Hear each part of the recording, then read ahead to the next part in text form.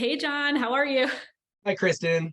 Good to see you again. Oh, it's great to see you again as well. So yeah, I guess let's dive into it, huh? I'm excited to chat today. So I guess what I wanted to start off with was the basic icebreaker question, I guess, which was how's your team managing post-pandemic? Are you guys remote? Are you hybrid? What is the office like now? We call that the kids may be running around naked behind you Yeah. question, which it's better when you have a blurred background or a background to the point earlier.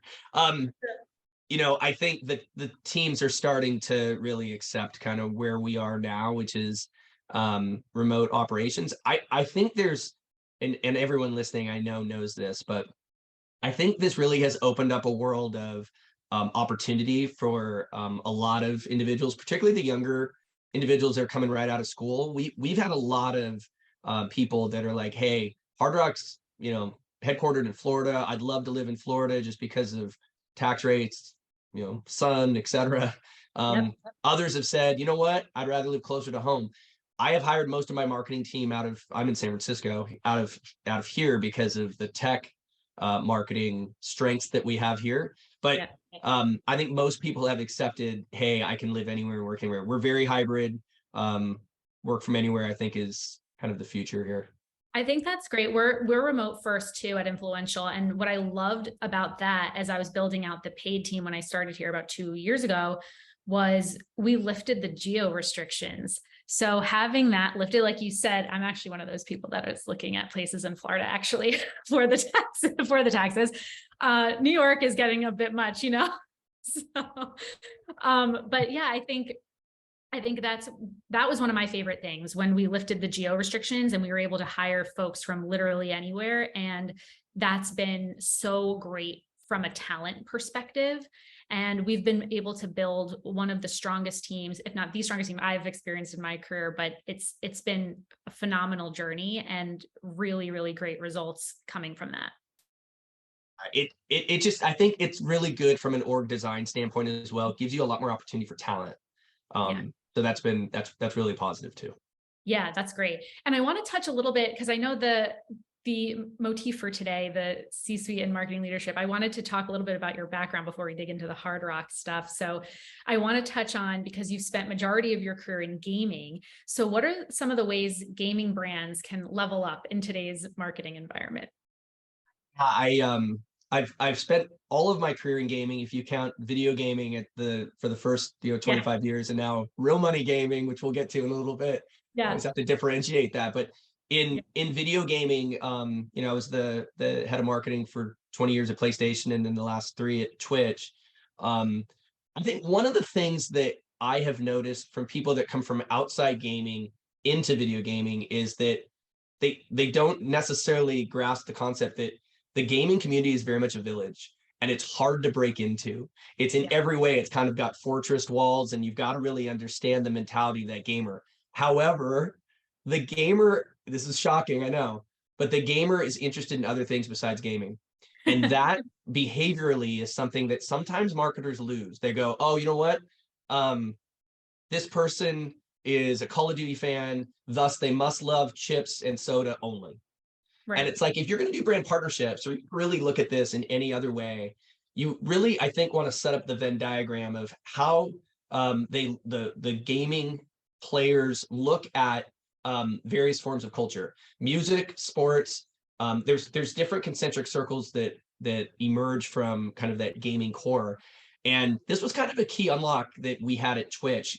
When I was started at Twitch, Twitch was strictly a gaming brand. And you can continue to pound them with frequency on your game. You can partner with, best in class kind of chips and soda brands, which are great, and I respect a ton.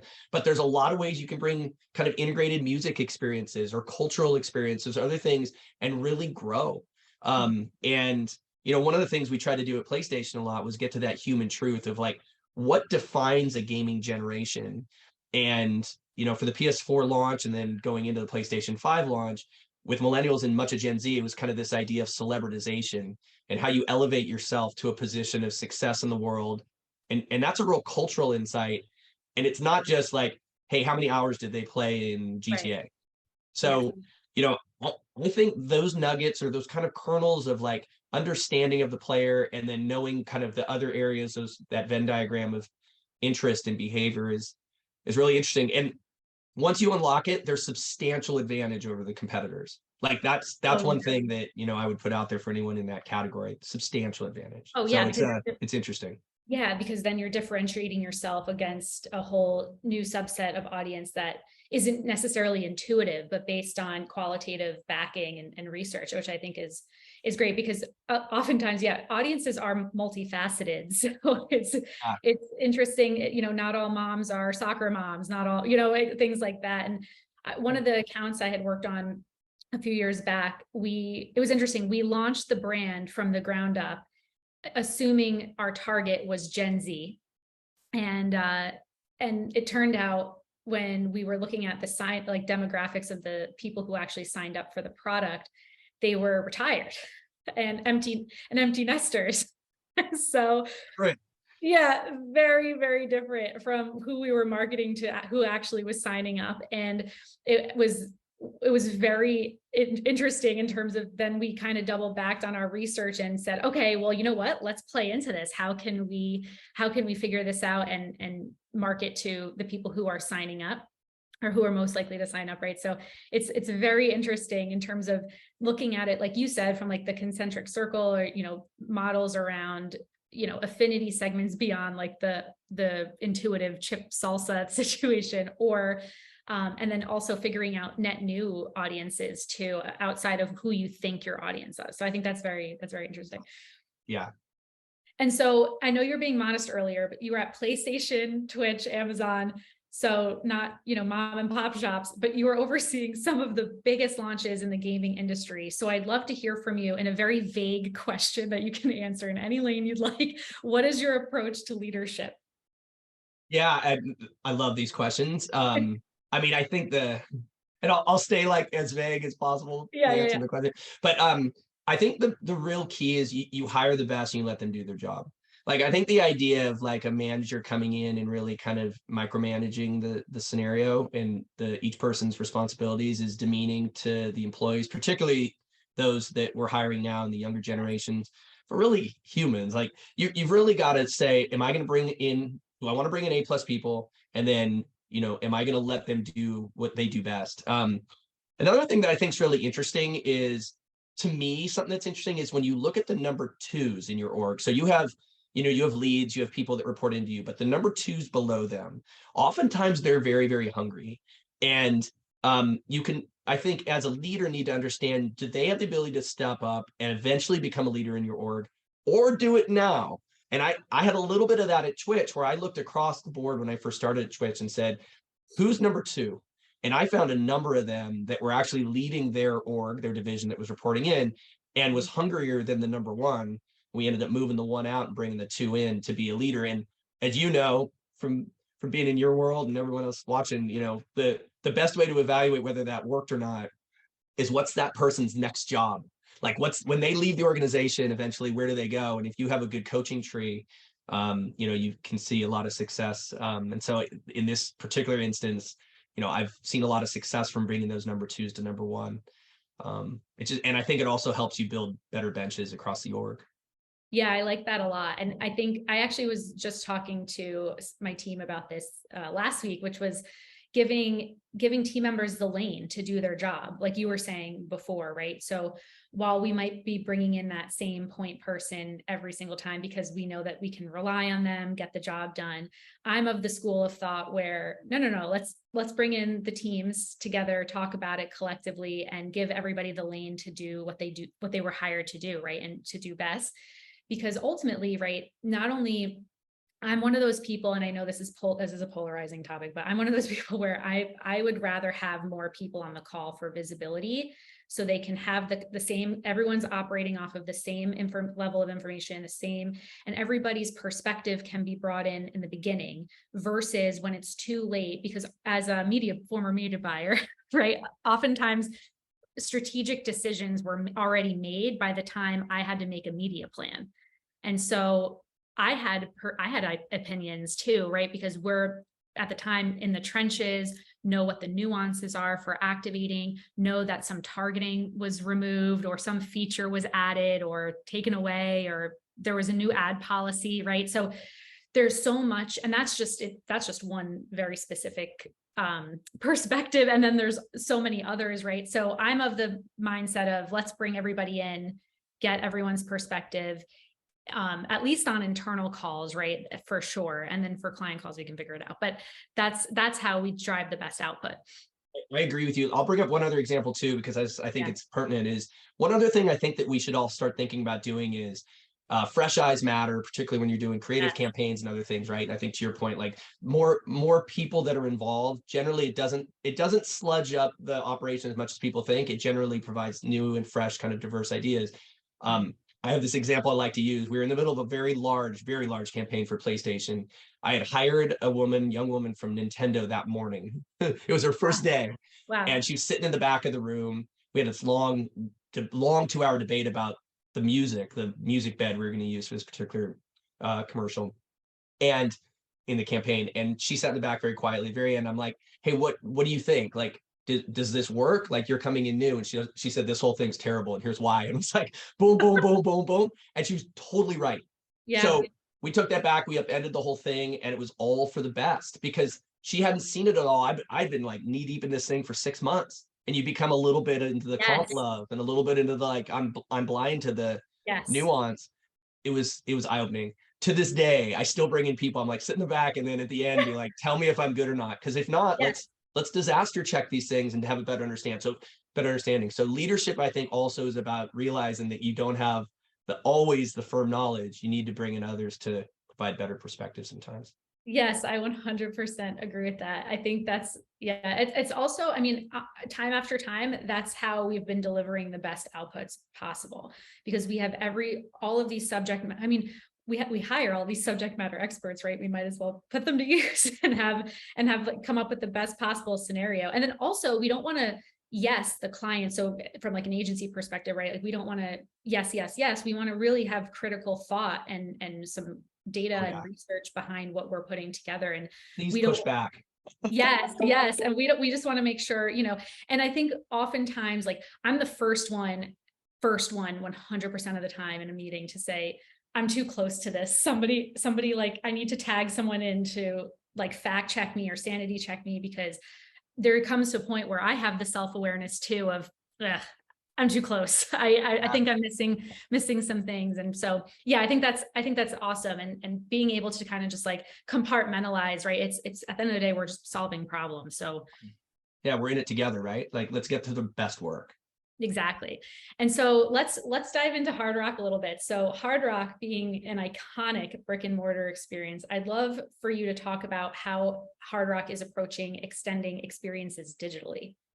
Yeah, I mean, this is a really interesting question because I'm of the generation that remembers it as a t-shirt brand. Yes. And many of the people watching probably remember that too. And it's really not anymore. It started out as Eric Clapton, guitar on the wall at a UK cafe in like 1972. And it's evolved like quite a bit since then, and even moved past the t-shirt generation. And it's working very hard.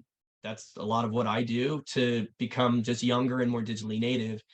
There's still quite a bit of work to do, but the real money gaming or the sports betting side, which is where I spend a lot of my time, it's, you're really talking about how do you take the experience from hotel and casino and cafe and entertainment, because entertainment is such a big part of the experience, and you bring it to the mobile environment in a way that kind of extends the brand benefits for those who want to take that experience on the go. The interesting thing about Hard Rock is it is such a big player in entertainment. I actually hadn't realized it to quite the extent when I started a couple years ago, and it is a massive player in that world. And so more kind of the younger generations, millennial, Gen Z, and even younger, are starting to think about Hard Rock that way. It's like, oh, I saw, this artist or that artist at a Hard Rock Live. They're not in it for kind of the cafe as much, or maybe the hotel as much, but they're in it for the entertainment. So how do you bring that and kind of reward and advocacy and loyalty to the mobile product? And that's what we've been working a lot on. It's fascinating because you're looking at a really kind of iconic brand that is changing with the times to become much more digitally native. And it's fascinating to be part of.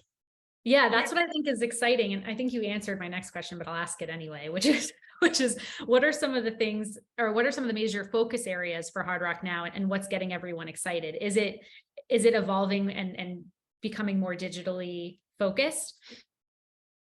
Yeah. So this is I've spoken at Brand Innovators presentations in the past, and I've spoken about this for PlayStation and Twitch, and I'm doing it again at Hard Rock. But Hard Rock's a challenger brand, and it's just like PlayStation was, just like Twitch is. And so we just finished a challenger brand project, and for those who have gone through that, and I know many have here, you really get to the roots of like, what's our monster? Like, what are we fighting? Like, how do we build a sustainable moat that separates us from the competition? Hard Rock as an entity is never going to be the brand that comes in and completely outspends the competition. They're not going to like throw a bunch of stuff at the wall and hope it sticks. They're much more nuanced, much more particular and detailed about their approach. And so the way that we looked at this from a challenger brand standpoint, and it has gotten everyone excited, is if you think about Hard Rock as kind of that ultimate entertainment experience and entertaining players like no one else can, which is kind of the brand purpose, you can do so much with that to separate yourself from the very, in the real money gaming world, very transactional, sea of sameness, race to the bottom. You guys have seen all the ads all over, digital and certainly linear. Mm-hmm. Just, if your player shows up, here's a $5,000 bonus, all that kind of stuff. Like that stuff is really a race to the bottom. I've tried to move everyone away from that and move much more into this. How can we entertain? Like, how can we hit the heart? Like, how do you do that? And so there are ways to entertain players, to retain them once they come in, and to make them feel like they're part of the brand. And that's really got, I'd say, when you ask the question about everyone excited, everyone internally is very excited about that opportunity, because there is so much strength, I think, in the entertainment side with music and culture and all the other things that Hard Rock exudes. But also the players, like we've seen a lot more players start with us and stick with us because they're saying like, this is something I want to be a part of. It's challenger brands are movements. And if you're able to create that kind of like emotional resonance, and then continue to market that way, I think you get a lot more opportunity. So that's what we're doing. And it's been successful thus far. Yeah, it's always fun to have a challenge, right? And figure out how to navigate it. Because I was going to say, because there are quite a few players in the online sports betting category, and so with Hard Rock, thinking about how to grow mind share and adoption, right? I think you touched on it, right? It's hitting the heart, that emotional resonance. I guess in terms of how you guys are thinking about it, in terms of winning mind share, is there like a loyalty component? Is there content exclusives? I guess, how are you guys thinking about it like that? Yeah, there's certainly the big opportunity I think Hard Rock has, besides kind of the entertainment side and the challenger side, is that it does have nexus, right? There are properties there. You can go to Atlantic City in New Jersey, right? You can go to the Cincinnati property. You can go to Fort Lauderdale. There's a massive number of properties across the states and then internationally, and utilizing those and bringing the Hard Rock experience with you as you go, mobily and digitally, is really the kind of thing that we're really focused on from a business standpoint. I think I mentioned it a minute ago, but one of the real scourges I think of the real money gaming industry or category right now is just that the transactional nature of it. A lot of people will enter a category, but they need trust. They need to feel like they're not being sold to, and also that it's not just us against them. No brands succeed when it's a one-way conversation, and it's we are going to try and take as much out of your wallet as possible. That is not a good relationship in life or in business. And yet a lot of the category has been built upon that. And I'll leave names aside, but there's a lot of like, we have our hand in your wallet and we're going to keep pulling as much as we can out. Thanks for joining us today. Like that to me makes no sense. And so, I've moved us away from this, hey, let's just, if this operator's at a $5,000 bonus, we'll be at 5,001. It's like that doesn't work. And eventually it just keeps, it's an arms race. So you want to get out of kind of the transactional part. You want to get out of the smoky back room casino kind of idea of the category. You want to get much more into, I mentioned, like, how can you feel like it's a participatory event where you're inviting people in to your brand and you're allowing them to feel like they're part of it. We have something called Unity, which is a reward system that you have across both property and and app. And you can, the more you bet, or the more you participate, you can kind of get your way into certain big kind of entertainment events. There's kind of random entertainment opportunities. Your favorite acts come in, maybe there's a way to meet them, or maybe go backstage, or a whole range of things that we can offer that others can't, and that we'll be putting out there in the days and months to come. So it's pretty exciting to be able to do that, because it's much more full featured and allow people to feel like they're part of us, rather than like, hey, can you bet another $20 for us today, and we'll just keep pulling that out of your wallet. Like that's just not helpful, I think, in the long term. Yeah, I completely agree. I think with consumer expectations, right? It's so instantaneous. Like they expect personalization, because I think the consumers, we're, again, going back to we're in it, right? We're in the weeds. So maybe, a normal person that's not in our industry doesn't realize how much data right there that might be getting collected, or it might be being collected on them. So they might not realize why they want personalized experiences, but they do. And so I think that's, getting out of the transactional and more of like hey, how do we make this personal to you is huge, because that is what consumers expect. And otherwise they're just going to look to a competitor, to give them what they're looking for. Yeah, totally. And like, I don't want to like make it too muddy. Like, there are people that'll say like, sure, if you're going to give me, $5,000 to place a bet today, like, sure. But they just hop around. Like Right. that's, they're just bonus hunters, right? And you're just giving money away to someone to be your friend for 5 minutes, and then they're leaving. It's like, well, I don't think that's what anybody desires when you get into marketing, to be like, I'm going to pay someone off to be my customer for a couple minutes, and then see you later, I'll never see you again. Like that doesn't work.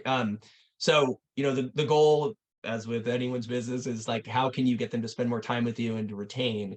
And to me, the only real way to do that is to build that relationship, and to say like, hey, we're gonna keep providing you opportunities to play with us, and we value you as a customer, and really continue to carve out that spot in the heart. Like, I think the emotional part really matters, and it does with all brands, but it certainly does in this category. You've got to really get out of this whole sea of sameness. It's really apparent, and anyone who has watched any game in the last 2 years knows what I'm talking about, because it's just, there's a lot of that out there.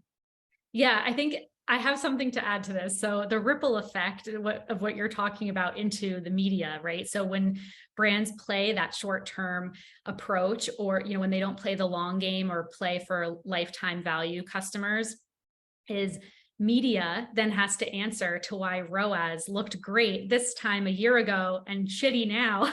Yes. Yeah. So I think that's really interesting, because, I'm also of the school of thought, right? It's media's job to lead people to the horse to water, right? But we can't force it to drink. It's the site and the app experience. That's what's going to actually convert and drive people in, and create that interest in long-term, or lifetime value. Yeah. So I think it's interesting, because there's been many reporting calls in my like earlier career that I was a part of, where they're like, how come ROAS was amazing last year, but this year, versus a year ago, it looks terrible. And you're sitting there like, well, we're implementing best practices, like we're doing everything right, we're checking all the boxes, and you forget there's these other extraneous extra context, right? And that might have been part of it, because we were focusing on the wrong people last year versus this year. For sure. So there's the audience mismatch issue. Yeah. And there's also the fact that I think, segmentation matters. Sizing of segmentation matters. You need to know how many are in each, at least roughly approximate how many are in each segment, so that when you hit that saturation point. I've had the same experience as you, and then you're like, you look back, you're like, why is it not working as well? Oh, we got everyone, or we got the majority of those people, or they've gone to the category, and I need to work on a switching tactic, which is expensive, right, but I could do that. But they're not free and clear, and haven't even entered the category yet. Like they're participating or have participated. And so, yeah, it's like you kind of need to look at the macro to see how that works. I will pick up on one thing you said, though, which I think is interesting, is like, media can only do so much in this. They're kind of the gateway, and they certainly, if you do it right with the right creative, you can provide both kind of the narrative brand side, and you can provide the reason for being, or the performance side. I don't think those work really well one or the other. Like together they work very well. We have this saying, it's like, you certainly, performance is kind of the order of the day lately. And it's like, it's a lot of high frequency, and it's like, get married, get married, get married, get married. And you're not really sure who you're marrying. Yeah. Like there's not a reason. You're like, I don't even know who you are yet. Like, why are you asking me out? So there's Right. like, you kind of need both of those things together to make the relationship work. And Yeah. I think sometimes that's missed. So that's something else that I think it's certainly in this category, but in a lot of categories, it's like, hey, just if you smatter them with a whole bunch of like, kind of high end display, or give them some CTAs, they definitely will come. It's like, yeah, but you're not going to get a long term, at least high value customer out of that in general terms. No, no. And I think you hit the nail on the head.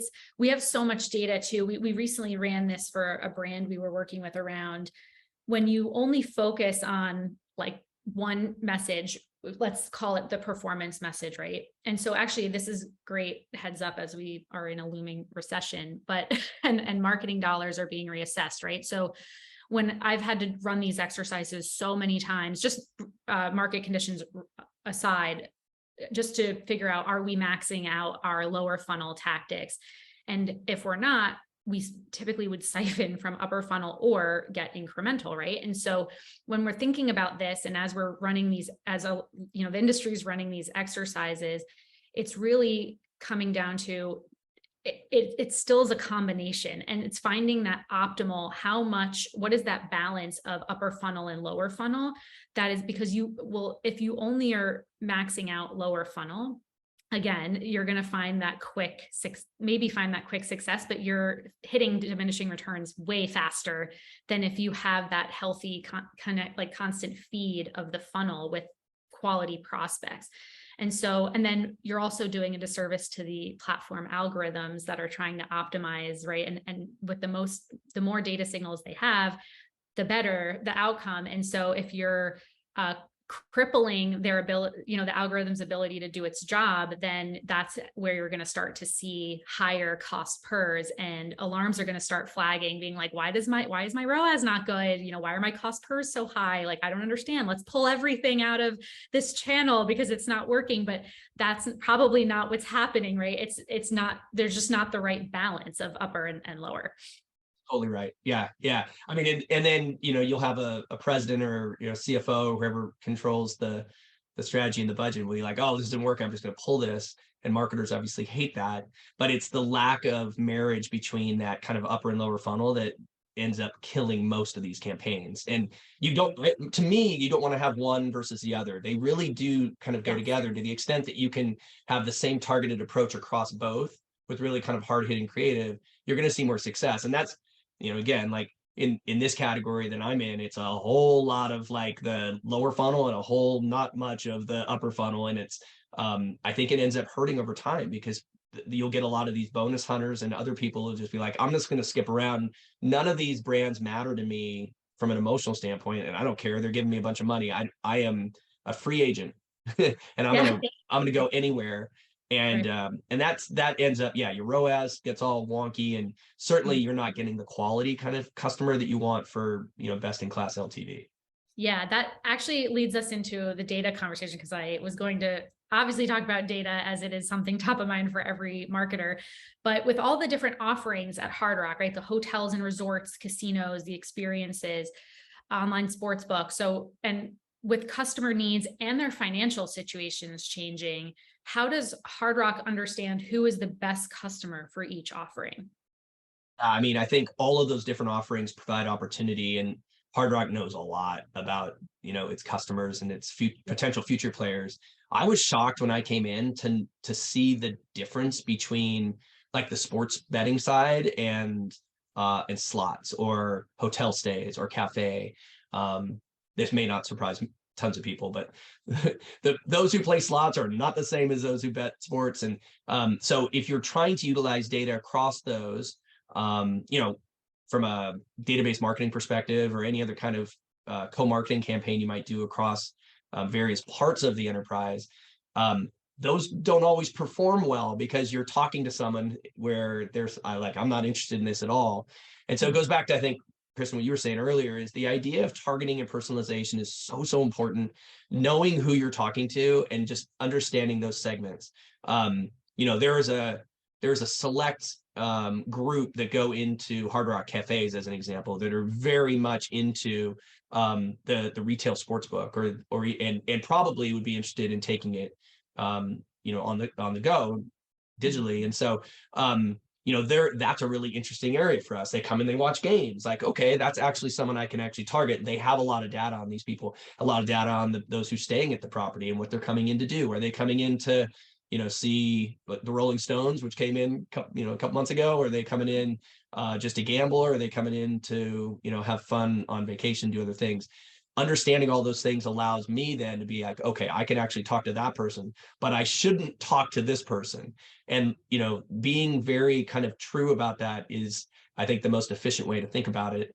And I would say for everyone listening here, being exceptionally tight with your segmentation and trying not to have gaps between each of those segments, I think is a really smart bit of marketing. And the audience management part is everything to me. I think that's the ultimate. Like, if you can be as efficient as possible in any one way, it's got to be in the audience management part.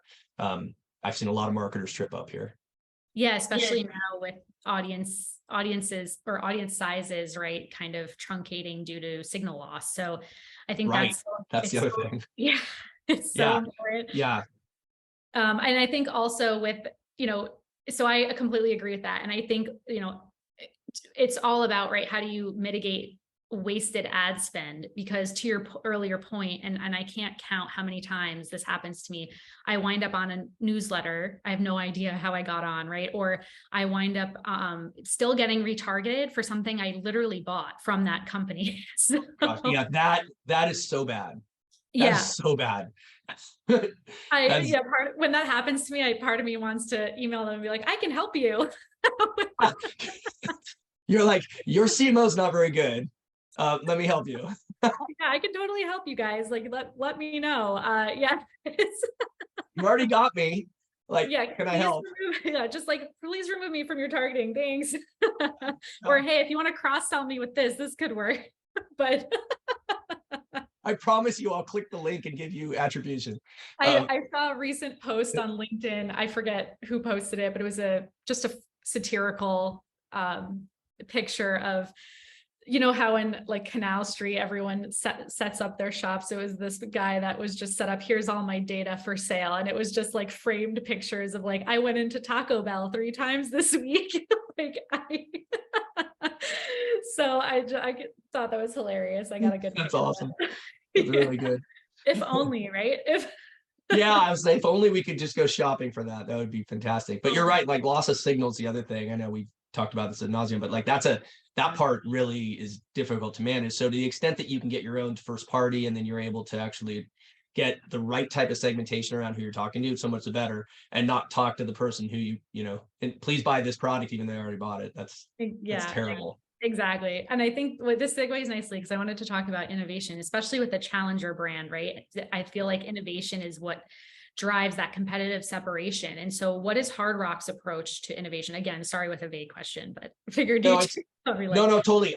Innovation's a bit buzzword-ish. And like, I think, to me, the best way to think about innovation is to figure out a way that you can create a moat where your competitors can't attack you. Like, that's the way I always think about it. It's not like stunty kind of cool tactics. Yes. And I always tell agencies this. I'm like, don't come with like stunty stuff. Like, it's got to be sustainable, and it's got to be a way for us to separate from the competition permanently. Like, how can we think about it that way? And many times I think that part does land on marketing, like to express, how to separate. I found myself driving a lot of ideas that create new ways to think about a brand, and like to I don't think it's kind of just a like, hey, we'll snap our fingers and here we are. I think it's much more around how the customer carves out part of their brain or even their heart for your product or your brand. Give you an example, some things that we did in the past, like Twitch's a good example. We said, you know what, obviously everyone knows Amazon, the parent brand, is known for e-commerce. What if we did our own e-commerce and we had it around our streamers selling gaming and other kind of cultural items near Prime Day, not on Prime Day. And we called it Twitch Sells Out. And we did kind of this actually it was 36 hours straight stream so we could get it around the world. And we had all the different top streamers kind of drop in, Pokimane and Tim the Tatman, et cetera, all these people, and they would help sell these products, but do it in a way that was like really quirky and fun. Yeah. And it ended up really kind of separating us in many, many ways from where YouTube was and where Mixer was at the time, who's now in business, because no one else is doing this and no one else could. So you look at like, where are my strengths? Like, where are the things that I can do and to really promote that? And it separated us from that point. People were like, oh, it's not just a gaming brand, it's a gamer brand for things that gamers are interested in. And it goes to what I said at the beginning. It's like that message really resonated. So those are the things. And it was one event. It was not really stunty because we ended up kind of thinking about doing that over time, but it set up a sustainable moat and it separated us from the competition.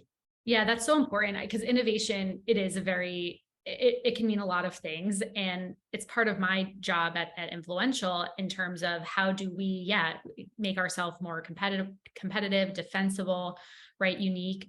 We're privately held. So, increasing our valuation. And so those are the types of things we look at. And oftentimes, I play a consultative role for brands because it's the year of something always, right? The year of mobile lasted like 10 years, I think, but it was, then it was like video, metaverse, right? And, NFTs. So oftentimes I find myself in client conversations where it's clinging to a buzzword.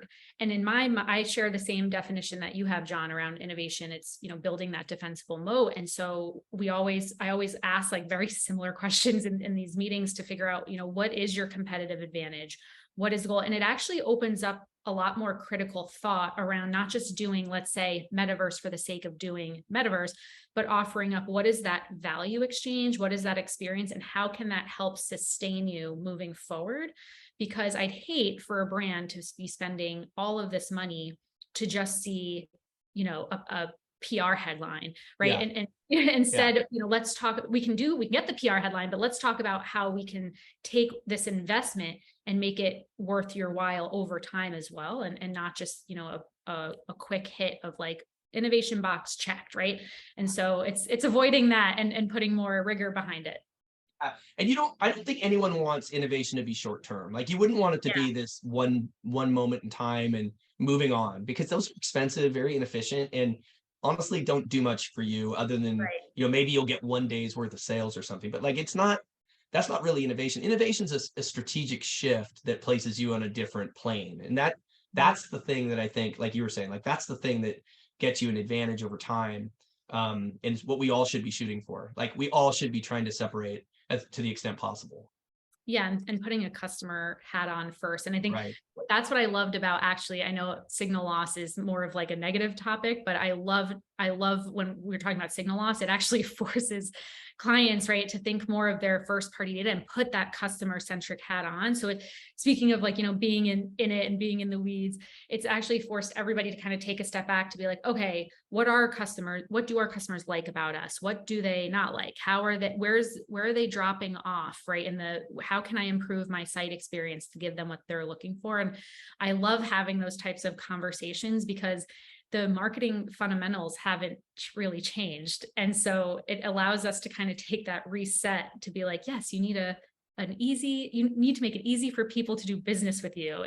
If your site's gated for cookie prompts and I can't move forward without saying accept all, like that's probably not the best way to get me onto your site, right? And that's probably where you're seeing a lot of drop off. So figuring out, consumer first ways to make the process better. For sure. And that goes into the thing we were saying earlier. It gets out of a little bit of the laziness of some of the third-party data of just slamming people with, performance messages without really knowing who they are, what they want, or what their behavior is, and not fixing yourself, to your point. And the first-party data really gives you that focus group test, qualitatively, to be able to like, oh, we got some issues, we got to solve this, right?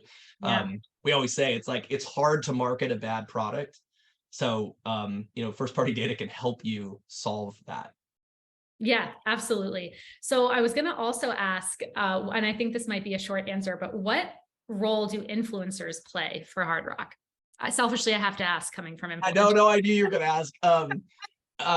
In in the real money gaming category, sports betting category, it's a challenging area. I come from the world where, I mean, I was the head of marketing at Twitch, so it's like, yes, I'm full believer in it, and set up a whole department for it at Hard Rock, but quickly realized that it's very difficult in this category. It's much better in the other parts of Hard Rock, so much better in, we have influencers across, hotel and cafe and entertainment, et cetera. But within the betting part, it's hard because each of them have to be personally licensed in the market where they're at, and they have to abide by each market's set of rules. And those are all different state by state. And so it becomes pretty challenging for them to operate. Doesn't mean they can't, but it can be very difficult. And so you see some of the other operators in the category doing this, but they're very cautious how they do it. It's not like you would see with certainly like a Twitch or a YouTube or PlayStation or any of those places.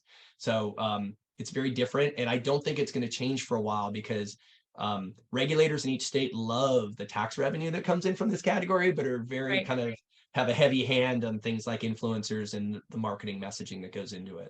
Yeah, the online sports betting and finance are the most, I would say, and alcohol is the most, and the most regulated in terms of what you can and cannot do. Like the creators have to be licensed, like you said, the company has to be licensed, have the proper disclaimers. We have to then create or apply those disclaimers to the creator's social, like profile, not just the content, but overall they have to be approved for the disclaimer. So it is a very meticulous process, not impossible, but was interested to hear your perspective on how it's going with that. Would love it to work better. I would love it to work better. Marketers in this category would love it to work better. It's just more government controlled than maybe we're used to. Yeah, exactly. Hi, Selby. Welcome back. Thank you. Well, I really enjoyed that session. So thank you both so much for your time today.